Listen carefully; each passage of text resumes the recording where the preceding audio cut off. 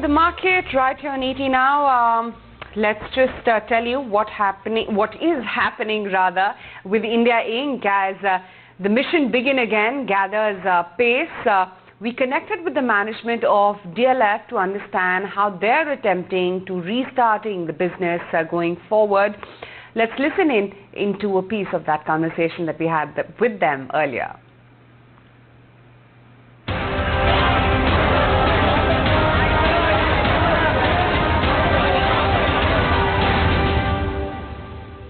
I must share with you that we worked a lot in terms of reducing our own costs.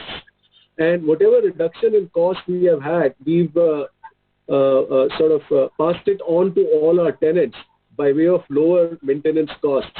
And all this is being appreciated now. So I think we will do well as we go ahead. So Shreya Khattar, now I want to also talk to you a little bit about retail. We've talked about offices, work from home. You're obviously, when it comes to offices, you feel it's going to come back. It's about timing. But retail, what's the future of retail?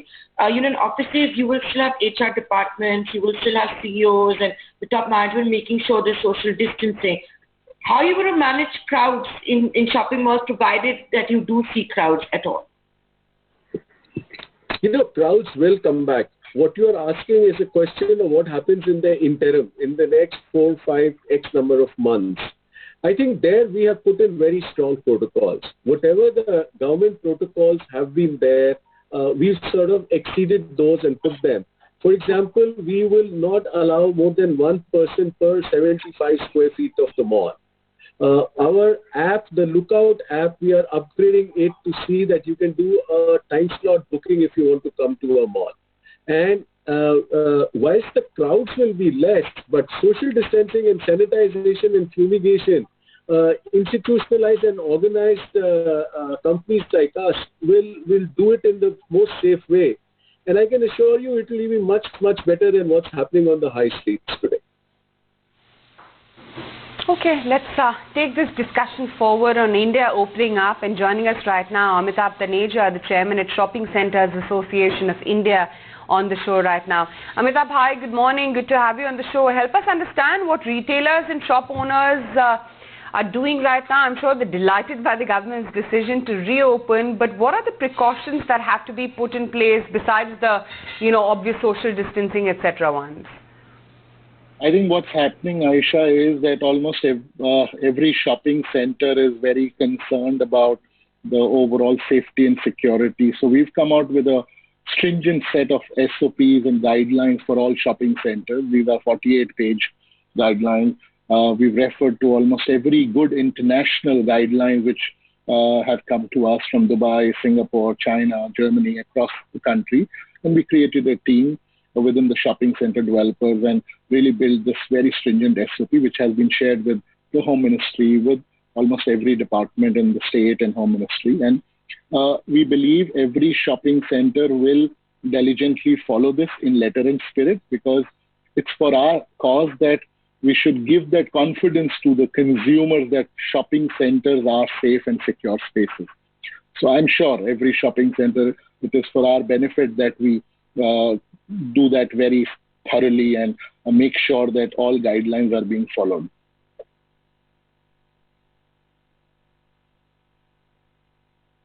Amitabh, help me understand here, because, by our understanding, the biggest bone of contention right now should be the rental agreements, because I'm sure retailers would put in propositions as to try and bring them down if they're up for renewal. Do you think that's going to be a niggling issue, especially for mall owners? Because I'm sure retailers would put forth such propositions to try and ease down the rents, because there is going to be a massive impact on footfalls, purely because of all the norms and SOPs and especially social distancing put in place. As an association, we are staying away from the commercial discussions which are happening between retailers and shopping center developers. But I can tell you philosophically, both are partners. There is no shopping center without retailers, and there is no modern retail without shopping centers. So they will work it out, and I'm aware that things are progressing, and people will make sure that both of them come to a solution which helps and help them move forward.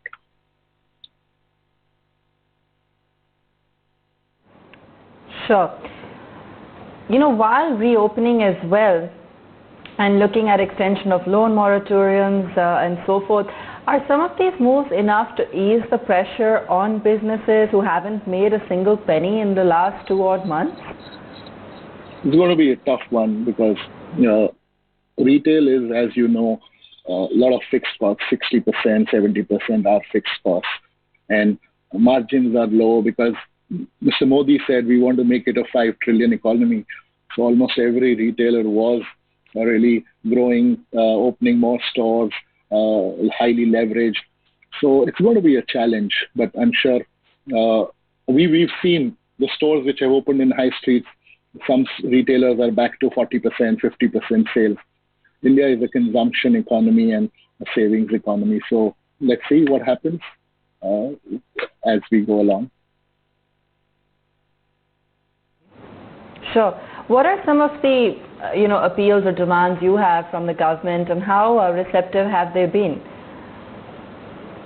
So we had very simple demands that I think the loan moratorium should be for 1 year, because it's going to take a whole 12 months to really get over this whole 3 months of 2.5 months of lockdown. Loans should be restructured for retailers. Property tax should be postponed. We are not saying give us free electricity. There's a system which says minimum electricity charges. We said actually it should be actual electricity charges because malls are not open. So very simple demands, no doles, just simple extension or restructuring or postponement were our demands.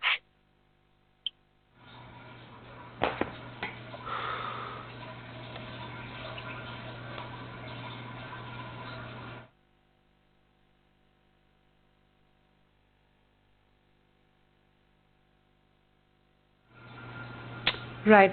Also, wanted to understand, Amitabh, while reopening of shops, extension of loan moratoriums, that's good news for the sector on one side. Is it really enough to ease the pressure that some of the smaller businesses, smaller retailers may be facing?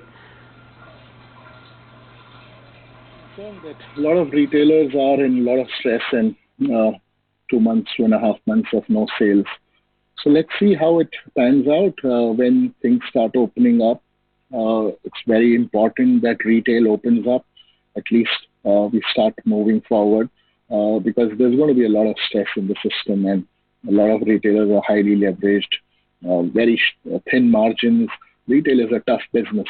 So let's see what happens finally as we open up, and we'll see what really happens.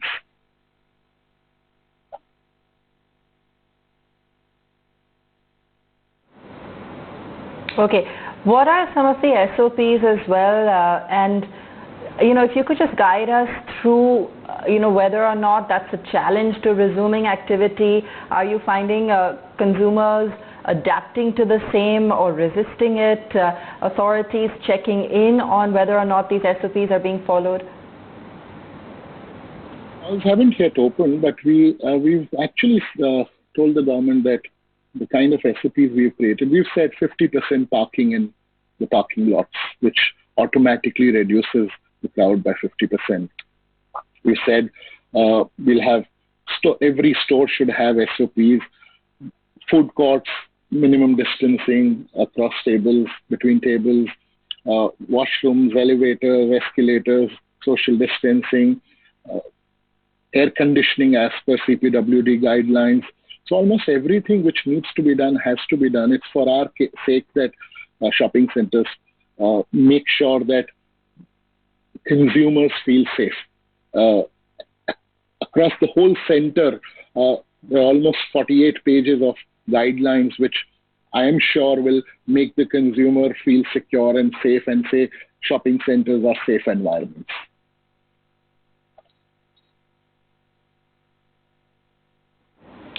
All right, we leave it there. Mr. Taneja, thanks so much for joining us this morning and talking us through how things are progressing when it comes to the retail front. We're going to take a very quick break, I think, and when we come back, we'll also focus on the commodity space. We'll have Tanu Mukherjee and Jonathan Barrett joining us, and we'll dive right in back in just a moment.